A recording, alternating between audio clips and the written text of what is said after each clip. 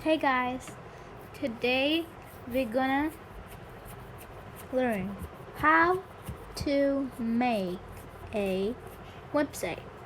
So first of all, we need a computer, a code software, and a browser. So go to your desktop and click on any of your browser. Open it. Now type the URL www.visualstudio.com. Sorry, my network's been slow lately. Let's munch.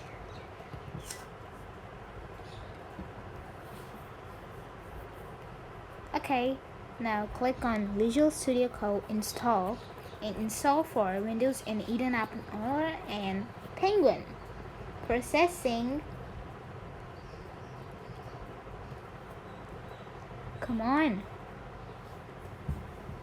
Yes, now click on Run. Now go to desktop again and click on Visual Studio Code. It opens Visual Studio Code. What do you do next? We'll discuss it in the next video. Bye. And like and then subscribe to my channel and turn the bell notifications on